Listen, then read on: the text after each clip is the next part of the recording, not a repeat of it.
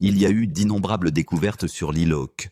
Mais cette fois-ci, Rick Lagina a mis au jour quelque chose de si discret, de si inattendu, que toute l'équipe s'est figée au moment où elle en a appris la véritable valeur. Ce n'était pas une relique ordinaire. Les experts ont estimé sa valeur entre 1,8 et 2,4 millions de dollars. Et pourtant, Rick a gardé ce chiffre pour lui laissant tout le monde croire pendant des semaines qu'il ne s'agissait que d'une simple antiquité. Mais lorsque la vérité a enfin éclaté, les expressions de stupeur sur les visages de l'équipe suffisaient à ébranler n'importe quel observateur. Les acheteurs qui ont examiné l'artefact n'ont pas hésité une seule seconde sans poser la moindre question. Ils ont mis sur la table une offre en espèces de 2 millions de dollars.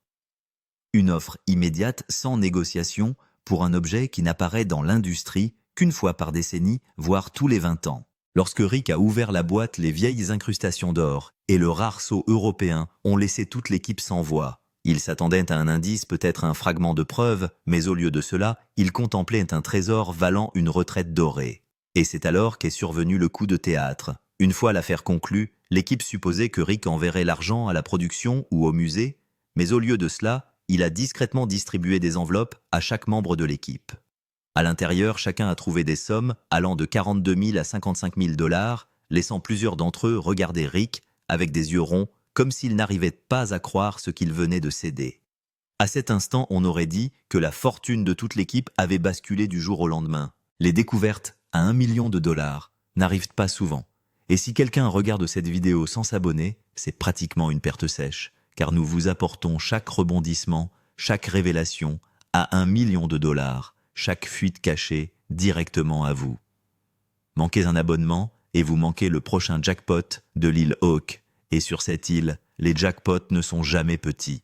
La météo le jour de la découverte était parfaitement normale. Pas de tempête, pas de relevés étranges, juste une autre prospection de métal peu profonde, près du puits du jardin Garden Shaft, avec l'équipement habituel et la routine habituelle, jusqu'à ce que l'appareil de pénétration de sol capte un signal étrange. À seulement 18 à 21 pieds de profondeur, environ 5 à 6 mètres, une profondeur normalement associée aux vieux outils ou aux tuyaux rouillés. Personne n'y a accordé d'importance au début. Même Rick supposait qu'il s'agissait d'une vieille boîte à outils. Mais le signal de la machine était inhabituellement net et stable, assez étrange pour éveiller de discrets soupçons. Lorsque le creusement a commencé, la couche arable semblait tout à fait ordinaire, propre et non perturbée. Mais plus bas, le sol est soudainement devenu compact, presque délibérément pressé, ce qui a intrigué l'équipe, sans pour autant les convaincre que quelque chose de précieux se trouvait en dessous. Puis, l'excavatrice a heurté un endroit avec un bruit métallique sourd. Le groupe s'est tu bien que Marty ait plaisanté sur le fait qu'il s'agissait encore d'un rocher se faisant passer pour un trésor jusqu'à ce que l'objet émerge. C'était un petit coffre rectangulaire d'environ 14 pouces de long, 35 cm densément rempli de terre, comme s'il avait été délibérément placé là des siècles plus tôt. Il était assez lourd pour nécessiter 2 personnes pour le soulever, et le plus inhabituel était que le bois, bien que vieux, ne montrait presque aucune décomposition, comme si celui qui l'avait enterré avait su exactement comment le préserver. L'équipe a supposé qu'il pouvait s'agir d'un coffre de charpentier, rien d'important, bien que Rick ait ressenti une alarme silencieuse au fond de son esprit. Le coffre a été emmené au laboratoire où le Dr Spooner a commencé un scan de surface, et en quelques secondes, les données ont stupéfié les 2 scientifiques. La couche extérieure contenait de la résine d'étanchéité utilisée dans les caisses de commerce européennes du XVe au XVIIe siècle. Emma a immédiatement noté que la résine n'était pas locale, ce qui signifiait que le coffre avait été importé. Un test de densité a ensuite daté le bois à environ 350 à 400 ans, et des fissures microscopiques contenaient de minuscules traces d'or. Emma les a examinées de plus près et a conclu qu'il ne s'agissait pas d'une contamination, le bois avait été en contact direct avec de l'or pur. Les yeux de Rick se sont illuminés de cette étincelle rare que l'on ne voit que chez les chasseurs de trésors chevronnés.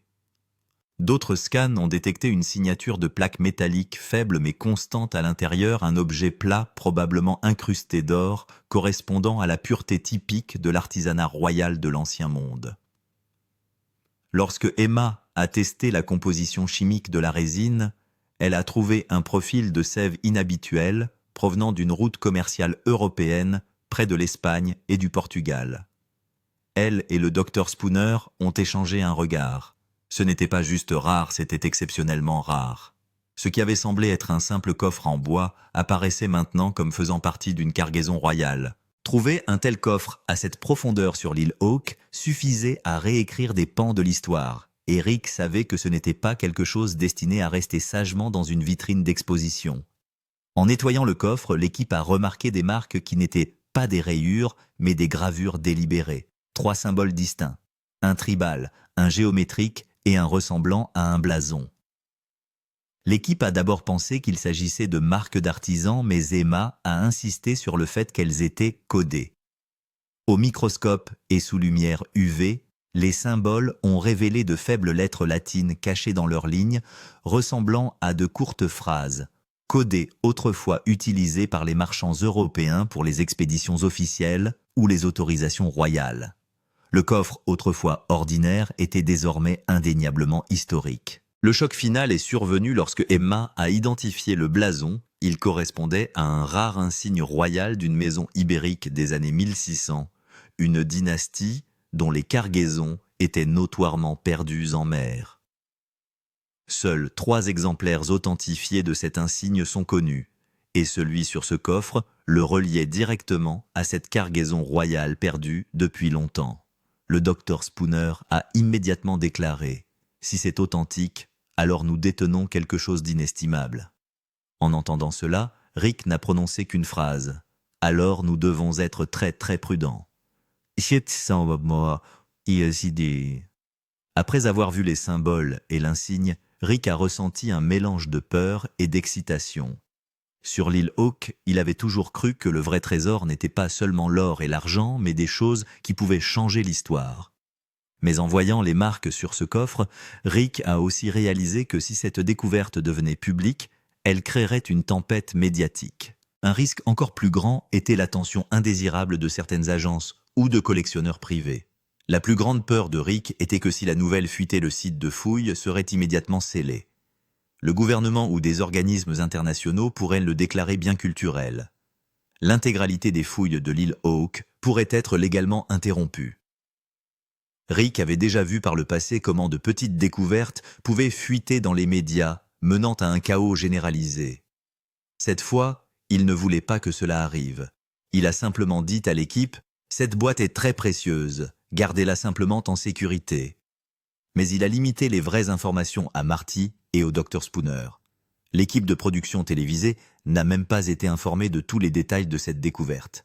Rick savait que les contrats de la chaîne History exigeaient la permission du réseau avant que certaines choses puissent être diffusées. Si la chaîne bloquait la diffusion, la jugeant trop sensible des années de travail acharné pourrait être gâchée. Rick n'a pas pris le risque.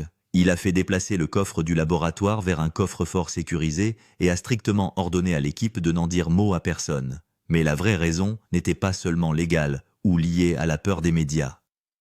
Rick avait remarqué une minuscule marque sur le coffre qu'il n'avait vue sur aucun autre artefact auparavant. Ce symbole touchait directement aux théories les plus anciennes sur l'île Hawke. Templiers, cargaisons, royales, explorateurs européens. Qui savait, Rick a compris une chose. Cette chose n'était pas faite pour être montrée à la télévision. C'était quelque chose à protéger. L'atmosphère le soir de l'ouverture du coffre était complètement différente. Les lumières du laboratoire étaient tamisées. Tout le monde portait des gants et un équipement de sécurité. Et le visage de Rick semblait inhabituellement grave. La boîte était recouverte de résine d'étanchéité vieille de plusieurs siècles, rendant son ouverture rapide impossible. Le docteur Spooner a lentement ramolli la résine en la chauffant. Et enfin, le moment est arrivé. Le couvercle s'est légèrement soulevé, alors que l'air pénétrait une faible odeur métallique émanée similaire à celle des anciens artefacts en or. L'équipe restait absolument immobile. Personne ne respirait. Rick a soulevé le couvercle complètement. Et instantanément, toute la pièce s'est illuminée d'un reflet brillant. On aurait dit que quelqu'un avait allumé une lampe de poche à l'intérieur. Mais le reflet était naturel. À l'intérieur de la boîte reposait une plaque incrustée d'or parfaitement plate, aux bords lisses et aux motifs complexes gravés sur la surface. Ce n'était pas un objet en or aléatoire.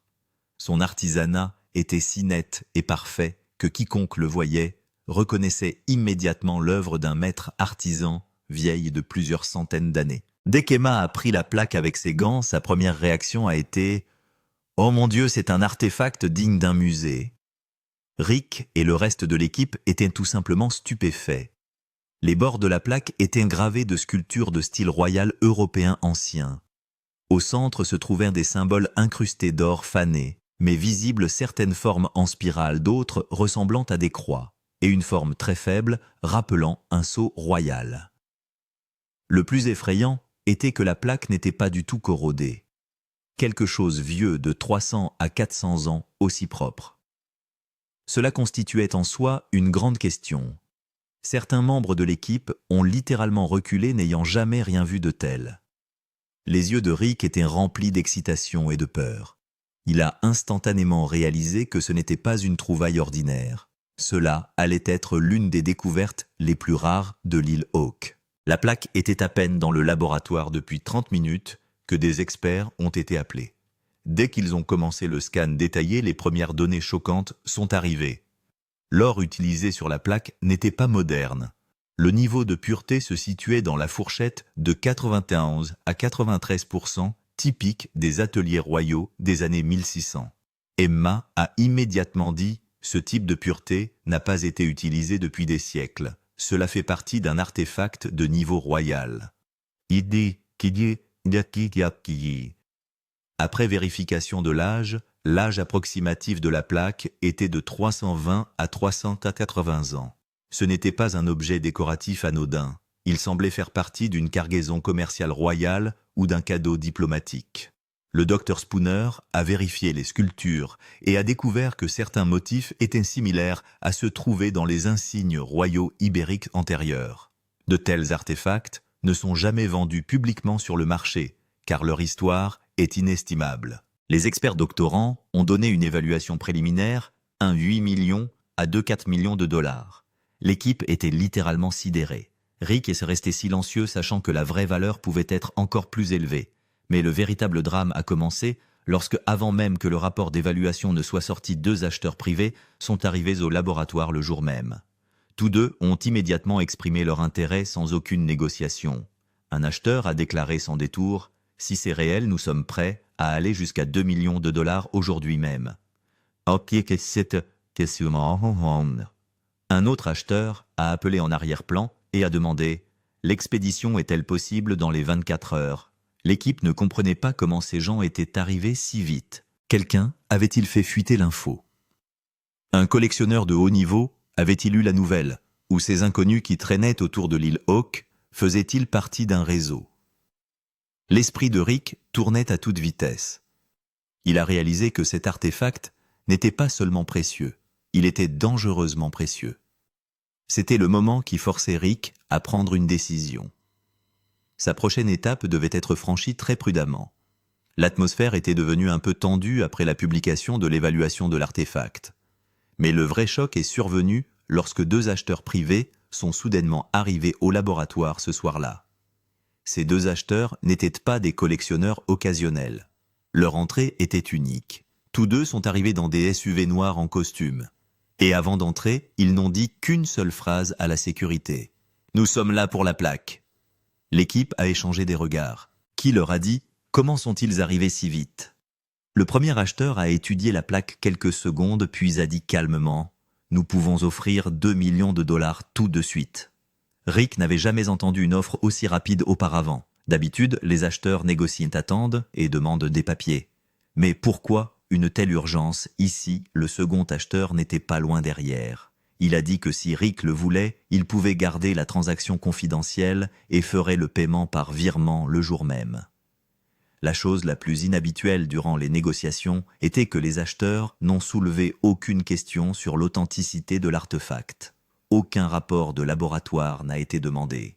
Aucune certification légale. Juste une phrase « Nous savons ce que c'est ».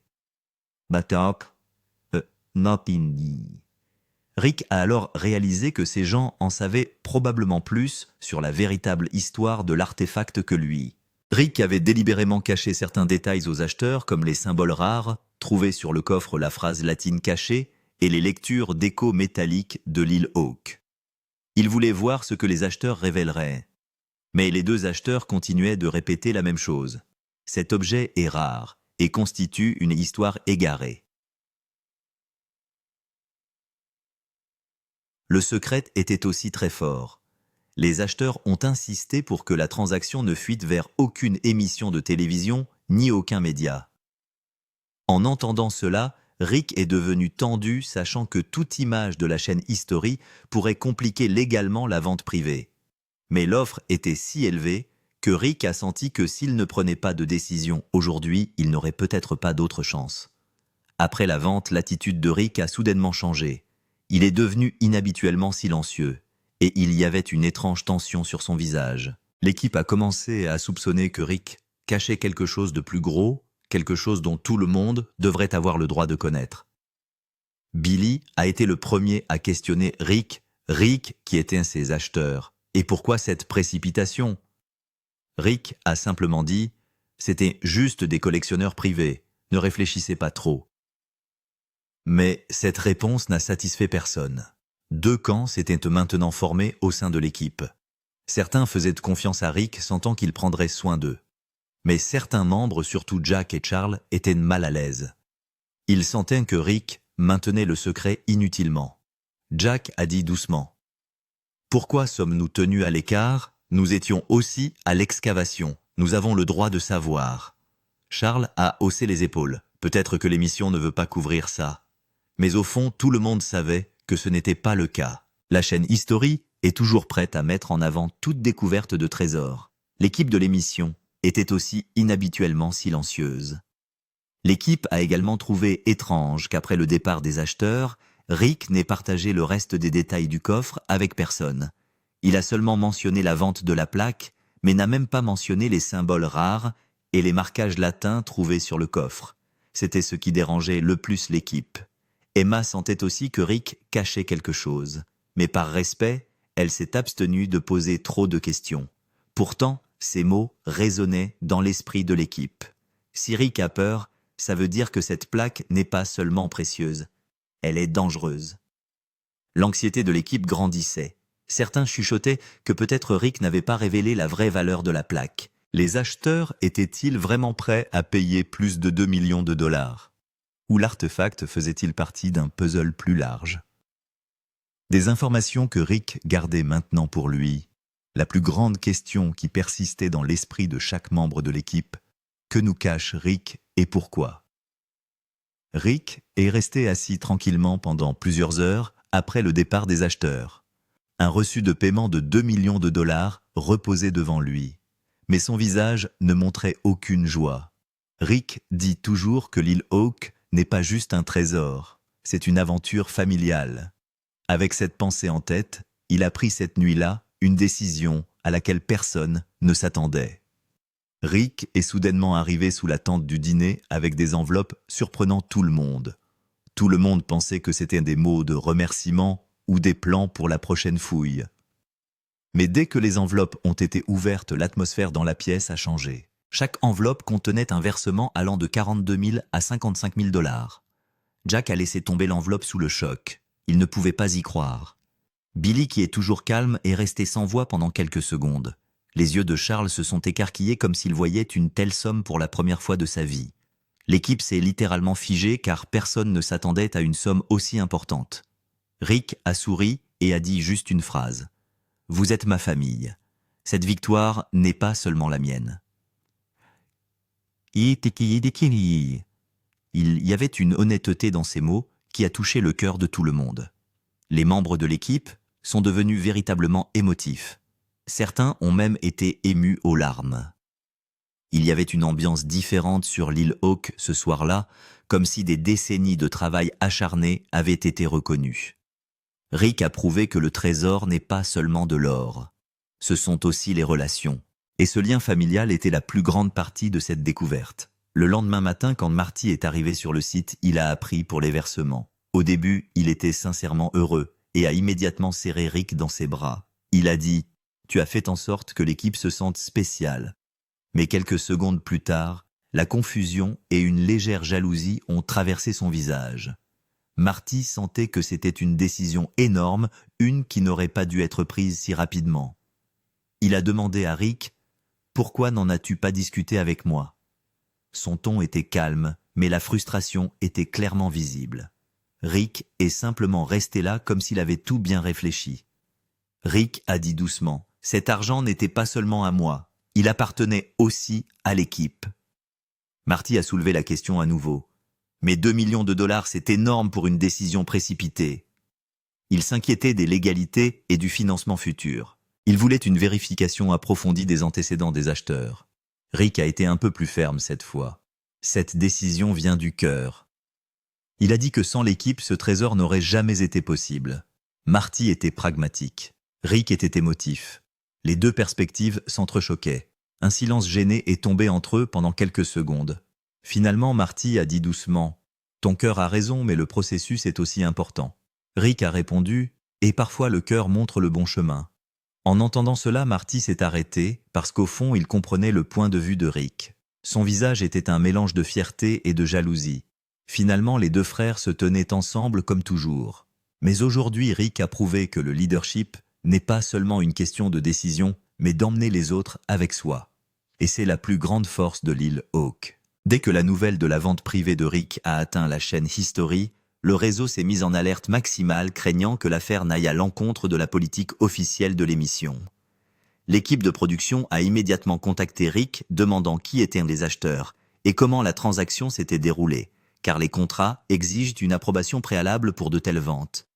L'équipe juridique a jugé cette démarche comme une rupture de contrat potentiel et a clairement averti Rick que continuer de telles grosses transactions sans informer le réseau pourrait impacter à la fois les futurs épisodes et le financement. Cette situation a ajouté une autre couche de tension sur Rick, qui maintenait déjà le secret et faisait face maintenant à la pression de la production. La plus grande préoccupation du réseau était qu'une découverte aussi rare n'était même pas présentée dans l'émission, alors qu'elle aurait pu augmenter l'engagement du public de manière exponentielle et devenir un point culminant de la saison. L'équipe de production pensait que la révélation à l'écran de cette plaque aurait pu générer des millions de vues, mais Rick ne leur en a pas donné l'occasion, entraînant un revers majeur pour le réseau. La chaîne craignait que si la nouvelle fuitait qu'un artefact lié à leur émission avait été vendu hors caméra, les fans pourraient les accuser de dissimulation. Cette peur a incité le département juridique à devenir plus agressif, car un retour de bâton public pourrait nuire à la chaîne History, tant financièrement qu'en termes d'image. Le problème de Rick était que le réseau exigeait de la transparence, alors que lui-même voulait garder l'artefact secret, car l'histoire des symboles et de la plaque était très sensible. Il sentait que si cette découverte était diffusée à la télé des agences gouvernementales et des collectionneurs privés, encerclerait le site de fouille, arrêtant la mission. Rick n'a fourni que des informations limitées au réseau, mais la production croyait qu'il retenait intentionnellement des détails, créant un conflit invisible entre Rick et la chaîne. Cette tension a grandi si intensément que le réseau a décidé en interne de ne pas inclure une seule scène de cette découverte dans l'émission. Lorsque les sculptures du coffre et la doublure intérieure ont été scannées par un système d'IA, des gravures microscopiques ont d'abord été révélées qui semblaient être des rayures aléatoires, mais qui, une fois agrandies, formaient un motif codé. Ces motifs ressemblaient à d'anciennes cartes de navigation européennes, avec des contours rappelant de minuscules côtes et des routes commerciales incurvées. Emma a comparé ces microlignes et a conclu qu'elles ressemblaient à un plan d'itinéraire miniature utilisé uniquement pour les expéditions de cargaison de haute valeur. L'IA a également fait correspondre la structure cartographique, suggérant qu'elle pourrait faire partie d'un commerce européen longue distance. Le test de modèle métallique a donné des résultats encore plus surprenants car le bois du coffre ne provenait pas d'Amérique du Nord, mais d'une région côtière rare du sud de l'Europe. La correspondance des fibres ADN a révélé que le bois correspondait au coffre de stockage utilisé dans les forêts commerciales ibériques des années 1600 qui servait au transport de cargaisons royales. Cela a rendu clair que le coffre n'avait pas été fabriqué sur l'île Hawk, mais y était arrivé en traversant l'océan, signifiant qu'il devait faire partie d'une route maritime majeure. Rick a réalisé que ce n'était pas accidentel, mais plutôt un placement intentionnel. Le plus grand choc est venu quand l'IA a analysé la surface du bord manquant de la plaque et a révélé des marques de fixation en forme de crochet sur ses bords. Ces marques ont été trouvées sur d'anciens coffres d'expédition des Templiers qui étaient faits pour verrouiller des plaques spéciales incrustées d'or. L'IA a révélé que ces marques n'étaient pas de l'artisanat ordinaire, mais plutôt celles d'artisans qui fabriquaient des artefacts pour des organisations religieuses ou royales. Ce détail a soulevé une nouvelle question pour toute l'équipe. Était-ce vraiment une partie d'une cargaison templière? Après avoir retiré le coffre, l'équipe pensait que le travail était terminé. Mais le vrai choc est survenu lorsqu'ils ont effectué un nouveau scan du sous-sol au même endroit. La machine a détecté des échos métalliques encore plus forts qu'avant, comme si quelque chose de grand et lourd était enterré en dessous. La lecture était si forte que l'écran du scanner a commencé à afficher des pics rouges continus, ce qui n'apparaît habituellement que lorsqu'un objet métallique massif est présent en dessous. L'équipe s'est regardée et est tombée dans le silence, car personne ne s'attendait à ce que les signaux restent si actifs, même après le retrait du coffre. Le docteur Spooner a immédiatement vérifié la lecture de profondeur et a trouvé que l'écho provenait d'au moins 8 à 10 pieds, de 5 à 3 mètres sous la profondeur du coffre. Cela signifiait qu'il y avait une autre couche ou peut-être un grand compartiment caché en dessous. Emma a aussi dit qu'un signal aussi fort ne se produit que lorsqu'il y a une structure métallique plate ou dense en dessous, comme une grande plaque, une caisse ou une chambre scellée. L'équipe a commencé à croire que le coffre n'était que le début et que le vrai secret gisait en dessous. Rick s'est lentement tenu là où le scanner faisait de grands bruits. Il a senti comme si le sol lui-même l'appelait « Il reste encore beaucoup de choses ici ». L'excitation et la peur étaient toutes deux évidentes sur les visages de l'équipe alors que les lectures de minuit changeaient rapidement et que personne ne pouvait identifier l'objet exact. Ils ont sécurisé le site pour la nuit et ont décidé de planifier un forage plus profond le lendemain matin, car quoi que ce fût en dessous, cela semblait beaucoup plus grand que le coffre. À la tombée de la nuit, tous les membres de l'équipe étaient assis au camp, mais personne n'était soulagé. La même question persistait dans l'esprit de tout le monde. Si un petit coffre s'est vendu pour 2 millions de dollars, alors combien vaudraient les signaux qu'il recevait en dessous? Rick a dit doucement, « Cet endroit essaie de nous dire quelque chose, et ce n'est probablement pas prêt pour le monde. » L'équipe s'est tue, car Rick ne prononçait jamais de telles paroles à la légère.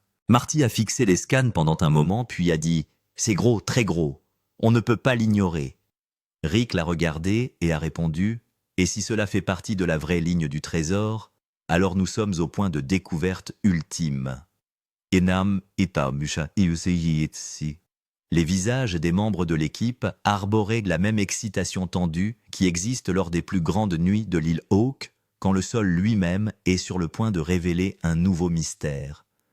À la fin de la vidéo, Rick regarde la caméra et livre une phrase puissante. « Si ce petit coffre valait 2 millions de dollars, vous ne pouvez même pas imaginer ce qui est caché en dessous. » Ses yeux étaient remplis à la fois de peur et de curiosité, comme s'il savait que la prochaine étape changerait l'avenir de toute l'île Hawk. Dans l'outro, le narrateur dit d'un ton profond « Dans le prochain épisode, nous commencerons à forer là où les relevés sont les plus élevés, jamais enregistrés. Et c'est peut-être là que nous trouverons la véritable vérité sur l'île Hawk. » L'appel à l'action finale arrive. Aimez, commentez, partagez. Et surtout, mon ami, assure-toi de t'abonner. Parce que si tu manques le prochain rebondissement, tu pourrais perdre toute l'histoire. Au son, ici,